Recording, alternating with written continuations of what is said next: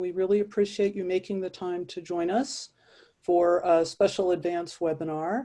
We're really pleased to have Pamela Cheek, the Associate Provost for Student Success, Sushilla Knottenbelt, the Director of the BA/MD program, and Monika Nitsche, Professor of Math and Statistics, to talk to us about the Student Experience Project. And from the first time I heard about this project, I've thought it was really cool because it's a multi-institutional project that is helping us learn more about the experiences our students have and how to help them. And with that, I'm going to turn it over to Pamela with another thanks for them for making time to tell us about this project. Hello, everybody. Good morning. It's really nice to be with you. I wanted to draw your attention to our beautiful campus in which everybody is appropriately socially distanced. And if you were able to zoom in to seeing people's faces, you would see that they are all wearing masks and being very observant of public health concerns. That's anyway the way that we hope we'll be able to return in the fall. More importantly, I wanted to acknowledge the teachers who have come before us, teachers in Chicana and Chicano studies, Africana studies, and women's studies who have done work on transformative engagement for students, and all of you who have committed a considerable amount of time to learning about how to teach and to exploring how to improve your pedagogy. And then the last part of our acknowledgement, in addition to acknowledging unnamed and named mothers, fathers, and non-binary people who have been engaged in the art of teaching, is to acknowledge our tremendous Center for Teaching and Learning, and particularly Erin Haney, who has just shown a tremendous amount of energy and support in giving us access to the tools that we need to teach our students always, and especially this fall under very difficult circumstances. So much of the work that the Student Experience Project is sharing is very compatible with and informed by the same research base as the Center for Teaching and Learning. So a big round of applause for Erin and also for her staff to begin with.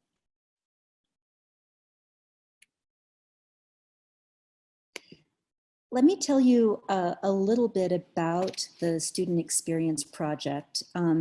This is a national project, and UNM was fortunate in being brought on to join it. There are 5 other universities that are part of the project: University of North Carolina, Charlotte, Portland State, University of Denver, Colorado State University, and University of Toledo. Each university was selected because of the different kind of diversity and the different kinds of challenges that its student population represent, as well as its engagement in trying to improve the student experience. There's a team of national researchers whose work is informed by the research of Claude Steele, Carol Dweck, and others. And our own principal investigator on the project, Mary Murphy, is nationally known for her work on growth mindset and belonging. And we'll talk a little bit more about both of those concepts in a moment. The project is focused not only on allowing institutions to identify and measure inequity in how students experience lower division courses, particularly STEM courses, but it's also focused in the longer term on developing an index or measure of student experience, similar to the kinds of quality of life measures that you've probably seen, where Denmark always does really, really well, and the United States does not as well as we would like it to. The idea here is to have an index of the student experience that institutions can use in order to measure how well they are serving their students. The reason it matters, the reason we need an index, and also the reason why UNM is involved in the Student Experience Project, is that we know from 2 generations of research that when students experience their university as one that is hostile or difficult for them, or as an institution that does not believe in their capacity to learn and grow, those students also perform less well than their peers who might be exposed to different kinds of messages and a different kind of environment. And we know as well from 2 generations of research that not only do students perform less well academically when they are in an environment that they experience as unwelcoming, they also at the same time are likely to withdraw or pull out. And not surprisingly, the students who do experience higher education as unwelcoming and as uncommitted to their success tend to be students who are structurally disadvantaged. So what I want to do to begin with is give you an example, and Sushilla, you could forward to the next slide, of the kind of communication that we provide that's very well-meaning to students. And real quickly, you feel free to just shout out on this one or put a comment on the chat. As you look at this syllabus that I pulled randomly from the internet, what message is communicated by this syllabus to you? And feel free to just unmute and say what you see or write into the chat what you learn about the course and the instructor from looking at this syllabus.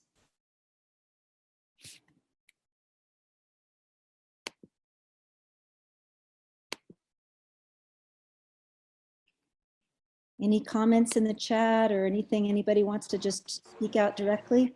I would say it's an extremely dismissive instructor who seems to tell the student, get the syllabus and don't come to me, so they're extremely unapproachable.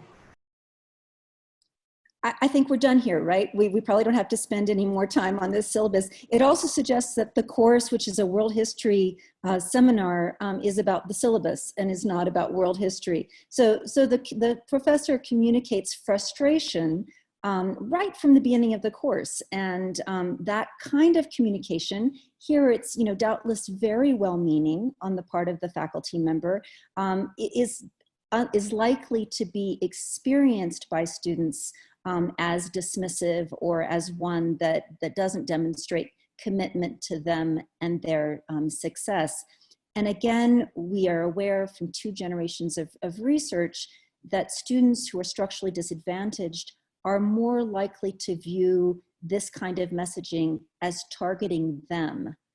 In other words, an advantaged student is likely to persist despite messaging that is unwelcoming, and a structurally disadvantaged student is likely to give up or to leave or to be unengaged. What I'd like to move to now is sharing some of the data that we collected in the fall as part of this national coordinated project. And you actually are going to be in the position of analyzing some of the data. We have a very rich bank of information about UNM as a result of this project. The first phase was very much focused on STEM. So you'll see a little bit more of the data that we're going to share with you focused on STEM than across the university. And I realize that there are non-STEM faculty. Thank you for joining us today. The research implications, I think, bear out beyond STEM, but for the entire university. This is what you're going to do. We're going to put you in breakout rooms for a little under 10 minutes. And you're going to have a chance to look at data from the Student Experience Project about our own students and also about what instructors and staff think about our students. And we're going to ask you to look at 4 slides. There's a little legend under each slide that gives you a little bit of extra information for understanding it. You're going to look at the data, and then you're going to come back after discussing the data with information about what you take away from this data, what you want to share back to the whole group. In order to be able to access this data, you'll see in the chat a Google link to a Google Doc. You're going to click on that Google link, and that's going to give you access to the data. The link should carry over to your breakout room. I want to ask you guys to go ahead and open that link that's in the chat right now so that you have it on your computers or your iPads. Just make sure you have that. And then Sandy Rodriguez is going to move you into breakout rooms, and you're going to have a chance to discuss the data from the Student Experience Project that you see in front of you. Again, this is just a little teeny sampling of the data, and there's a legend at the bottom of each slide that's shown on this Google Doc that gives you a little bit of extra information about the data. So I hope everybody's had a chance to open that link that's in the chat, the Google Doc link. And Sandy, would you be so good as to split everybody into their breakout rooms? You've got about 8 to 10 minutes to discuss what you see, what your takeaways from the data are, and then we'll come back to the full group. Okay, great. Welcome back. We know that was a bit rushed, but you did have a chance to sink your teeth in. We can share all the data with you. It's about 80 pages, and if you want to be able to explore it a little bit further. And again, it's mostly STEM focused. So I know you barely got the chance to get your feet wet, and we really want to be able to share with you practical things that you can do to address equity gaps. So I'm going to run through the images really quickly and give you a sense of what they're telling you. Feel free to chat in takeaways that you're seeing as we move through. So this one is the received a D, received an F, or a withdraw in an entry-level STEM course at UNM by demographic group. And what you'll see is, and this is not necessarily surprising, continuing generation students as opposed to first generation students, low income versus high income or financially stressed versus non-financially stressed students, structurally disadvantaged students, and women and men all showed significant differences in the number of D's, F's, and W's that they accumulated in gateway courses. Now, one way of reading that is to say it's just what they come to UNM with. But let's probe a little bit further. Structurally disadvantaged refers to students who don't have the access, opportunity, financial support, home backing, and experience with college, or the whiteness that privileges them within a higher education institutional context. So let's go to the next slide. So this was a survey question that asked instructors, students, and staff what motivates students to pursue STEM fields. And the critical issue here that you'll see is that students report, not at all, a different set of motivations than faculty and staff think that they have. So students report that interest in the subject in STEM fields is the primary driver for them to pursue STEM, and that an enjoyable job is the primary driver for them to pursue STEM. Whereas faculty and staff perceive students, and this is all students, not broken out by structurally advantaged or structurally disadvantaged. Faculty and staff see a lucrative job as a primary motivator for students. And what that indicates is that there's a potential for us to be mismessaging with our students and dismissing their motivations for being in college and pursuing a field. So for instance, if one were to say casually, hey, I know you're pursuing medicine and you're interested in being a doctor because you'll make the big bucks, that actually insults a student who's genuinely interested in health, even if it's an offhand comment. Let's go to the next one.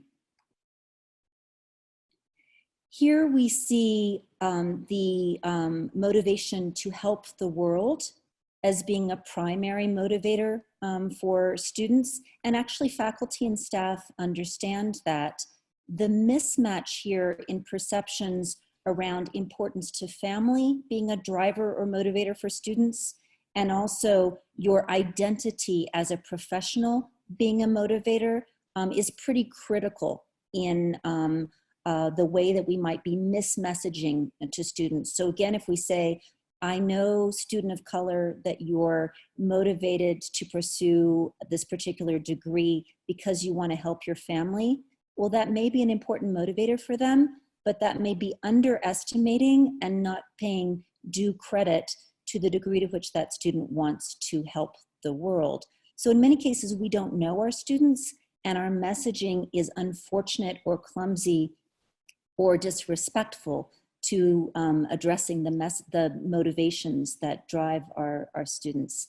And then the next one, and again, I apologize for moving quickly. We have a lot that we want to share with you, and we Can I just can ask a super quick question to understand the information. So I know in the first slide, it was showing the idea behind it was comparing UNM to other universities. So we saw that within UNM, we are 30% more likely to have males, males having that grade. For the slide subsequently, are we then saying for like the most recent slide you showed that of UNM students, 60% of them is likely to have an interest in their community? Or is this looking at just UNM within themselves that, or 70%? Is this saying that within UNM, 70% of our students want to help the world? Yeah, this is within UNM. This is within UNM.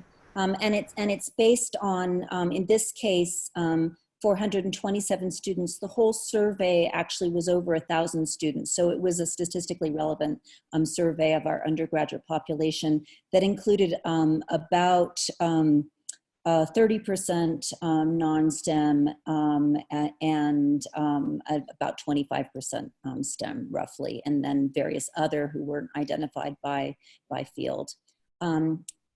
So yeah, excellent question. And here's, let's move to the next one, and I'll show you kind of the kicker in terms of UNM understanding itself relative to the other institutions, which I think is really key in what you were just saying, Ade. If you look at the overall sense of belonging, in other words, students feeling as though they are welcomed and people believe that they can succeed at their institution, the other institutions in the study fare better in terms of student reporting. And it is particularly our high financial stress students who are experiencing the university as a hostile environment. And that's a real quick read on this one. Transfer students. So then is the significant value us compared to the other universities?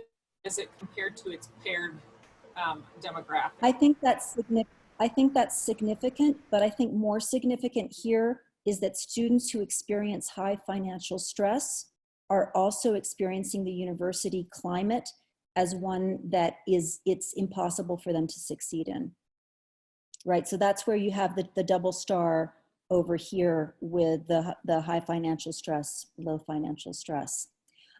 Let's go to the next one, and I see hands are being raised. I'm wanting to save time so that some of the questions that you're having can be addressed at the end, and also by what Sushilla Knottenbelt and Monika Nitsche will be presenting. Here, really quickly, you'll see that transfer students and also high financial stress students, and then our students overall as compared to students at the other 5 institutions, understand their faculty as having a set of beliefs that are fixed mindset beliefs about them. And that's the right point for a transition to what Professor Knottenbelt is going to share with us. And I can answer questions in the chat as well as she's presenting. So the vision of the Student Experience Project is to try to reduce some of these equity gaps that relate to our least well-served students. And the main approach that they use to do this is looking at social psychological research, particularly in terms of growth mindset and belonging.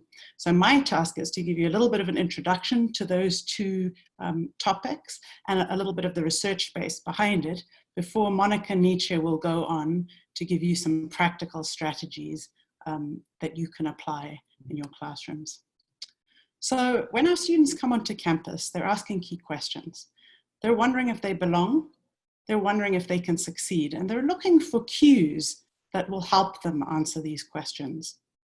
It turns out that these can have profound effects on their success at university in the university environment. And the framework for this is based, I'll go through the framework for this just in a second, but before to highlight to you that these answers are especially important for structurally disadvantaged groups.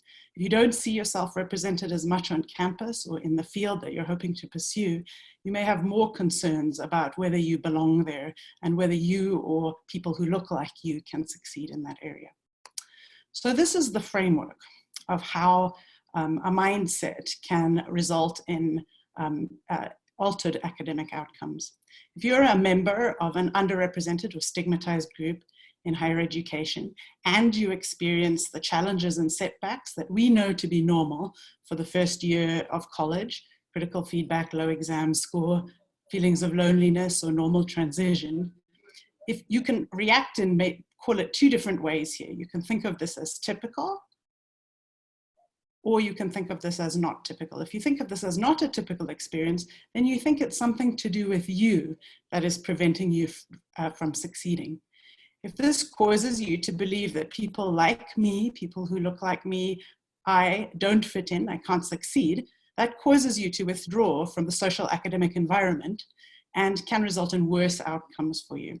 In contrast, if you believe that struggles are normal in that first year and you believe that you can do something about it and that you're supported in that, then you will become more engaged in the academic and social environment, which then feeds back into higher achievement and success that can lead to college completion. So we as course instructors are a powerful source of answers to these student questions, intentionally or unintentionally. So for example, this instructor is looking at the results of the first test, which was a review of some very basic prerequisites, and noticed that a third of their students had failed the test. They're worried about the students passing the class. They know that the drop date is coming. The messaging that the instructor provides to the students in this situation can be really critical in terms of basically giving the student a sense that they belong not only in that class, but in college in general.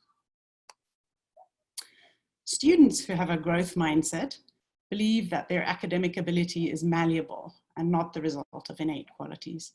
Further, they believe that they can improve their academic ability over time with effort, feedback, and effective strategies for learning.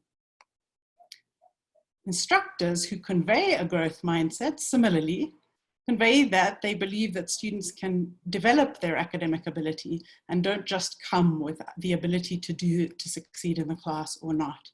And furthermore, they support the students in this by giving them opportunities for feedback, giving them support, encouraging effort, and encouraging them to use effective strategies for learning. In contrast, instructors who show a fixed mindset convey that academic ability is fixed. Students can't do much to change it. If I'm a student and I believe that I can't do much to change it, then why bother putting in the effort and trying? Instructors with a fixed mindset convey to students that some students have what it takes to succeed and others don't.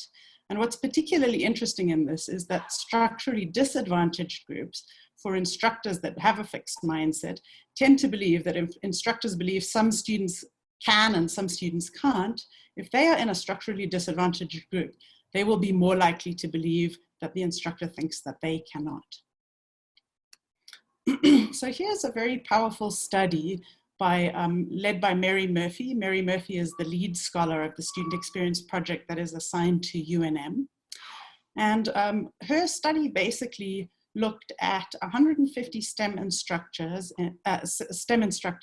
in a selective public institution and surveyed them as to their mindset beliefs, whether they had fixed mindset or growth mindset beliefs.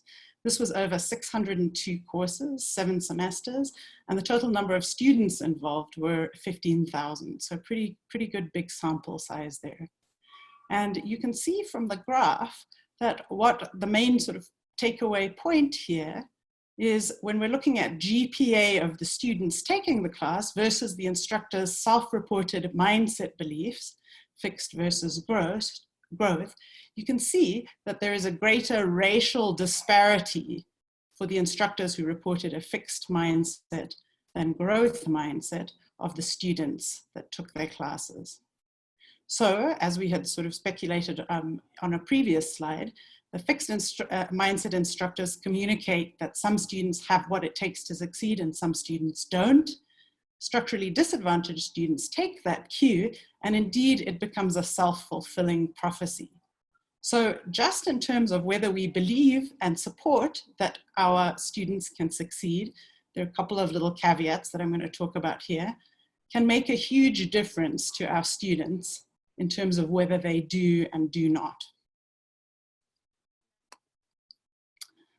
There are a few common misconceptions about growth mindset that have in fact led this to be sort of quite a harmful construct sometimes. So growth mindset does not believe that each student is equally prepared for a given course, or that every student can grow their ability enough through a single term to succeed. It simply means that a student struggling means that they have not had the resources or the background, and helping such a student in a position can be providing more resources and background, but might be helping the student, facilitating for the student to be able to sort of audit or retake a prerequisite course if needed. And the messaging is tricky in this one, but important. Growth mindset does not believe that a student must just work harder to succeed in your class. Your class should have the supports that with the student's effort directed well and with the support, they will be able to succeed. The last misconception is growth mindset is not about being nice or lowering standards. Instructors who have growth mindsets view their classes as challenging, and they view the challenge as a necessary piece to help students grow. The next important concept, the second big concept we'll be talking about, is social belonging. So students who have a sense of social belonging feel connected, supported, and respected. They fit into the college community, they trust the people at the institution, and they're not worried about being treated as a stereotype. In contrast, belonging uncertainty, a student with belonging uncertainty might feel like they belong sometimes, but might not. They're looking for those cues from us, from everywhere. They feel like they belong when things go well, and they feel that they don't belong when things go badly. And we know that college, especially the first year, is not a smooth journey and should not necessarily be. But we find that when structurally disadvantaged students have belonging uncertainty, they will withdraw academically. And the withdrawal academically results in a sort of knock-on effect that can be disastrous, both socially and in terms of their academic integration at university. Instructors who convey a sense of belonging convey that their classroom is a place where all students belong, convey that almost everyone faces challenges, and that the challenges are not a sign that a student doesn't belong. They convey by giving it time, getting help, getting support, most students do come to feel a sense of belonging. Common misconceptions about fostering a sense of belonging. I'm not going to spend too much time about this in honor of Monika's time, giving you some specifics, but we're happy to talk about this in the questions time at the end. It's important to foster the belonging without basically telling students that they should belong, but without telling students that their belonging concern is not reasonable, without being assuring them that everything's going to be fine, whatever, and easy, and without making the challenges seem too large for them. So the last piece I want to leave you with is a very powerful study done in 2011 by Walton and Cohen, where a group of students was given a social belonging intervention at the end of their the fall term of their first year in college. The social belonging intervention was watching some videos of previous students describing their transition difficulties during the first year, talking about how the students addressed those transition difficulties and how they ultimately succeeded and managed to sort of tough it through. And they followed these students. They asked them a lot of sort of self-report survey questions, but they also tracked the GPAs. And so you can see that across their entire college career, the African-American group who got the social belonging treatment had a trend of improving GPA, such that right at the end of the study, the achievement gap was narrowed between the European Americans. and the African Americans who had received the treatment group. And it turns out that they actually followed these students after they graduated, and some of the benefits of the simple, short social belonging treatment still were lasting well past graduation in the group of students who got this. And I think what is particularly appealing to me about this is it shows the power of these psychological interventions in the student's mind. Just a small treatment can lead to lasting effects. So what I'm going to do at this point is turn over to Monika, who is going to tell you something about the small things that we can do in our class to improve the sense of belonging of our students and to convey that we have a growth mindset about them. All right, thanks. I will take, next slide, please. Oops, there we go.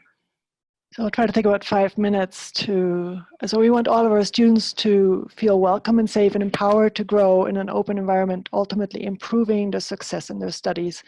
The Student Experience Project proposes to achieve this by easily implementable interventions that all contribute to a growth mindset environment.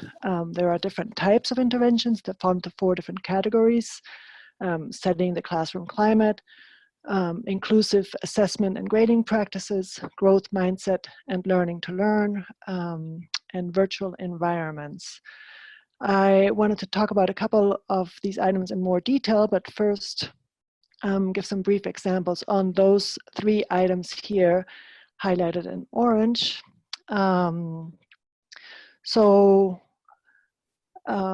First, one example discussed at last week's workshop of a welcome message could be to ask students in this difficult remote and teaching environment for anything they would like us to know about them that makes us more aware of the difficulties they are facing. This not only informs us, but lets them know that we do care deeply about supporting them during these difficult times. Rebranding office hours. While the name office hours doesn't make much sense during a remote teaching, the main goal here is to make it clear that during these hours, the instructor's time is solely and completely dedicated to the students. The last one, the third one here, is something that happens at many of our UNM courses across disciplines, to give, grade, and return an exam early on, giving the students time to adjust their studying habits after a reality check. Next, please.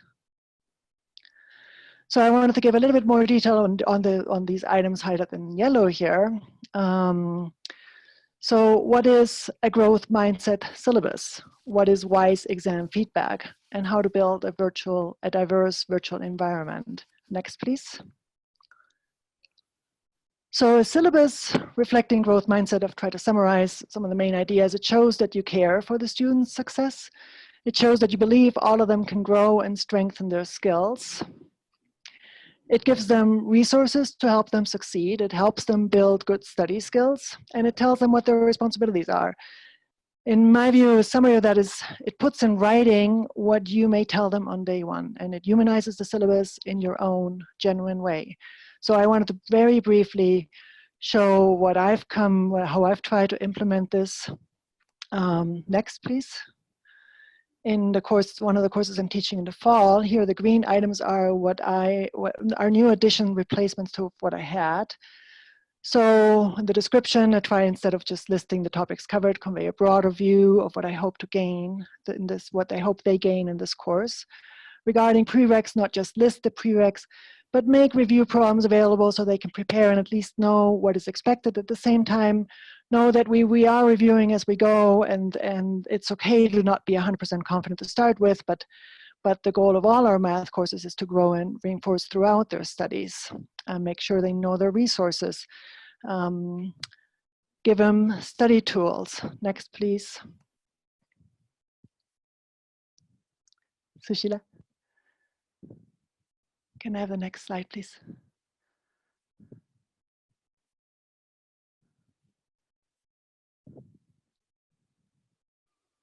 She may be muted, Monika. Or I mean, her internet may have phased out. Okay. Can you just verbally explain forward? Yeah.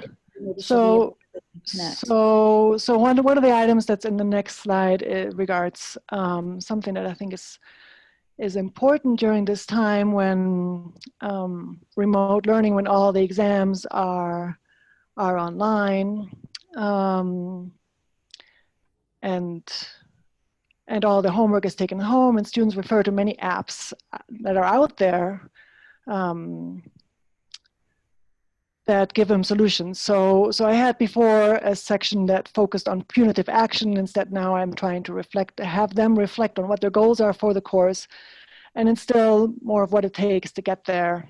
They are here because they want to be a skilled and competent professional in their field, and just like playing the violin or soccer, math takes practice, practice, practice. And yes, they will hit roadblocks, and that is part of the process, but they shouldn't hit their head on the wall. They should try, think, and then come in and ask questions for support. So that was the end portion of my syllabus. So the next item is on wise feedback. How do we get feedback? We need to give critical feedback. We need to do it in a way that it doesn't, the students need to know that the feedback does not reflect the professor's belief that they are not capable. And evidence shows that this can be addressed by explaining that there are high standards, but the instructor is confident that the student can meet them. Next, please. So they've done a study where they've returned an essay with sample feedback of this form. I'm giving you this feedback because although this is a challenging course and subject, I believe you can succeed, compared to a placebo where it was just given, here's your feedback. Next slide, please. Okay, there was a slide missing. So they found that giving this positive feedback really does make a difference, in particular for structurally disadvantaged students.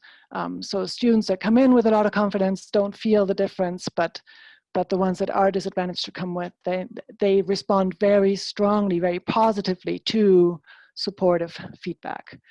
Evidence of representation of diverse identities. There are well-known studies that seeing a wall of fame of only white men reduces the sense of belonging among women and students of colors, and impairs their performance on academic tests, and reduces their interest and motivation to pursue the academic discipline.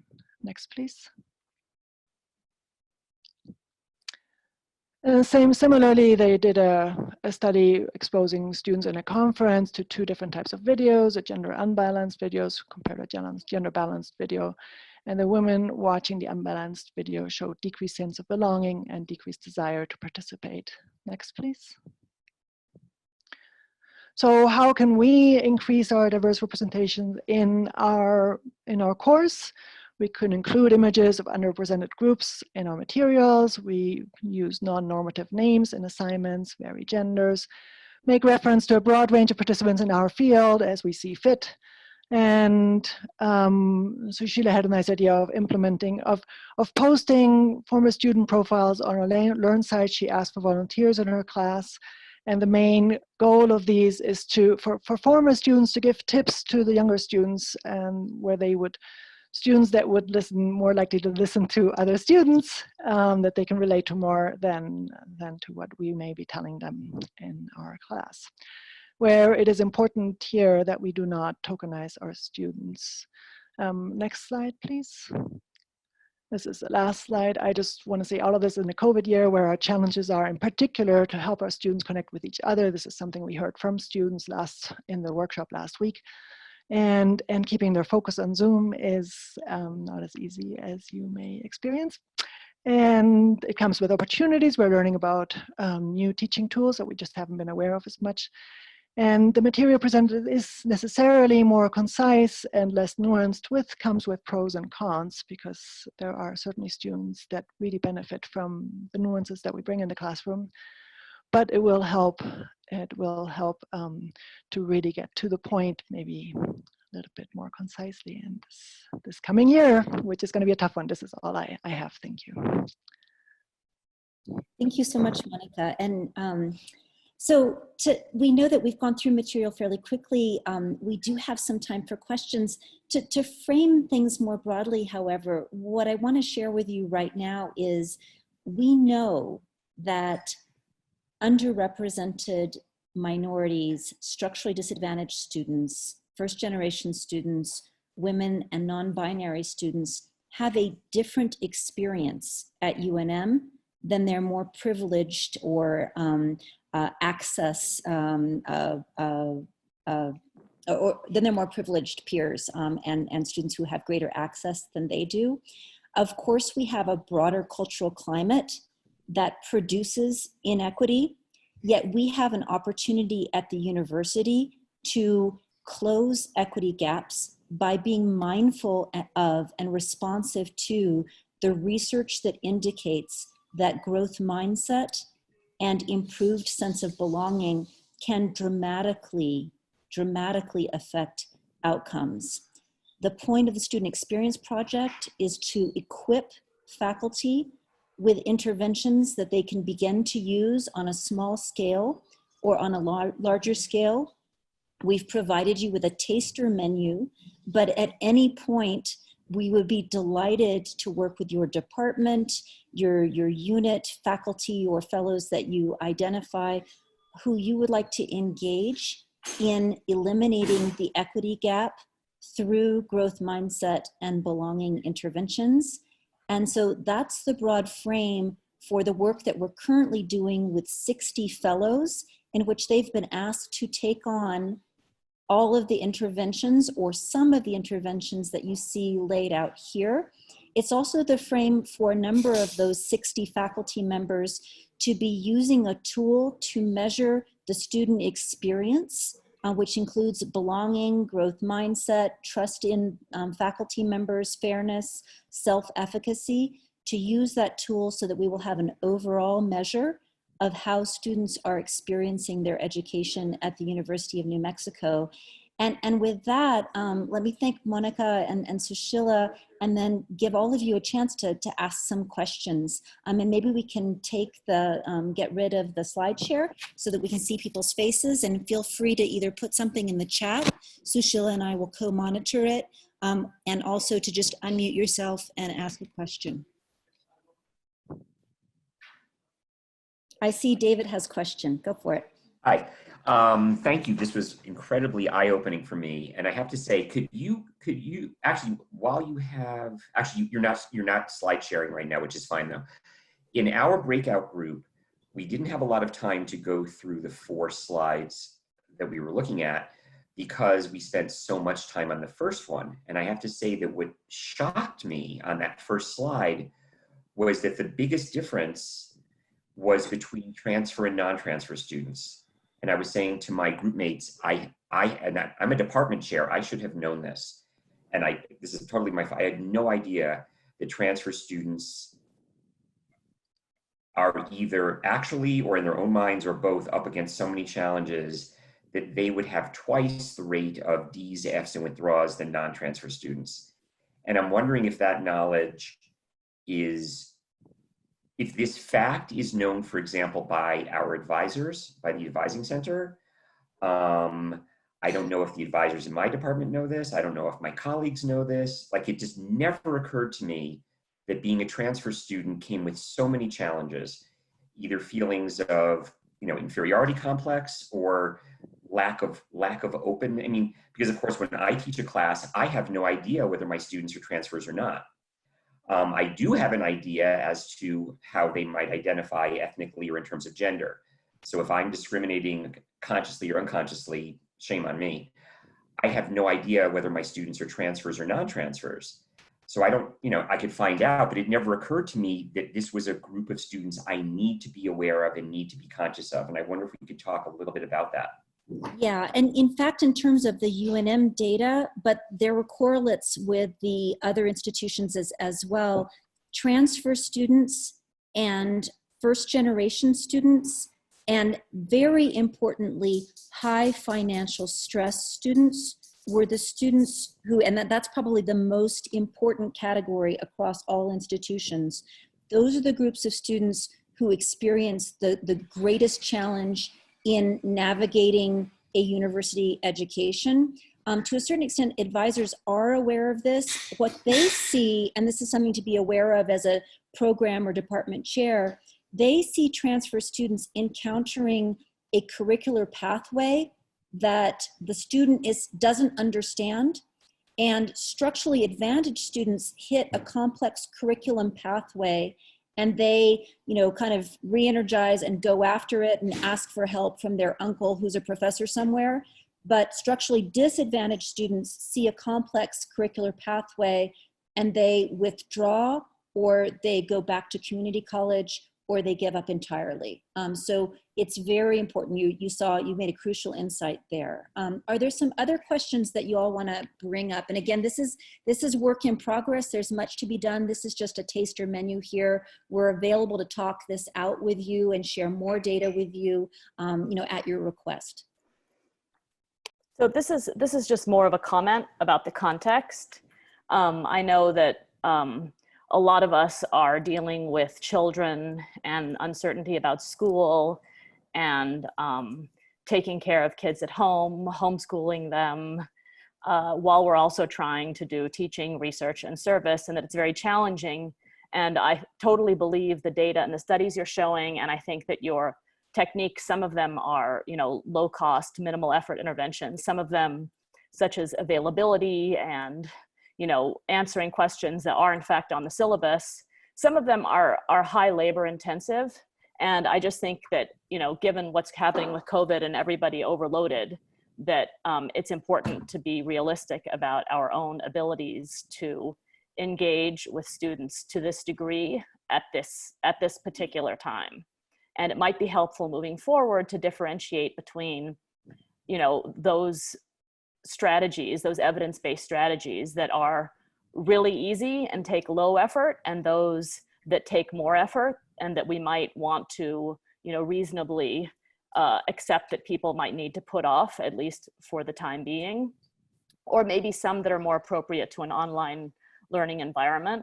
But I just know that colleagues here and across the country are in a panic about the return of the fall semester, given the uncertainty about whether or not their children are going to be in school, and as well as other caregiving responsibilities that they might have. That really resonates, and thank you for sharing that, Mala. And I think of the interventions that the National SEP organization has shared. Probably the most time-intensive one is WISE feedback, and also exam wrappers. So the things that involve feedback. Some of the other strategies are not so complex, but what you just did was actually one of the critical insights that's come out of pedagogy in the last 20 years, and that it's also a kind of SEP recommended technique. Being able to say, I'm a parent too. I don't know your particular struggles with being a student parent. I know my struggles with being a parent faculty member, and it's hard. That's truly significant. And your having shared that, makes me remember all of the moments that, when my children were teeny, I was trying to deal with a dirty diaper at the same time that I was trying to prep for class, right? And sometimes the dirty diaper won. And I'll just say a little bit more to that as well. So, sort of totally being in the same space of, looking at an overwhelming full and overwhelming needs in a way that, we've never seen before. I think what I really resonate with what you said is to look at the soft touch pieces, to look at the quick things that we could do. I think some of the power of having the syllabus language and the messaging consistent is that almost takes off some of the pressure from you, because you sort of have a way to communicate to students you've invested a bit of time in, and then is available sort of, forever, to let students know that you care. But I completely resonate, and I think there are a lot of the pieces in here, like just simply changing what you call office hours, talking about drop-in help. Some students believe that office hours are the times where professors are in their office and don't want to be disturbed. We found this out. But yeah, so totally focus on what is doable. Keep in mind the broader context, but look after yourselves more than anything, because we need you.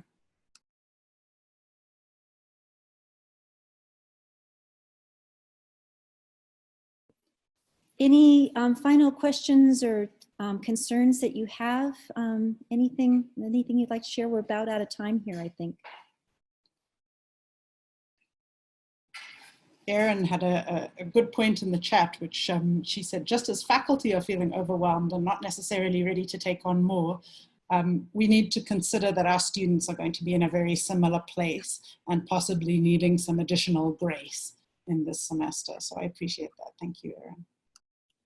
So I'm just going to very quickly put my email address into the chat. Feel free to reach out with requests for a presentation for your department, follow-up, more information on either techniques, including very simple ones.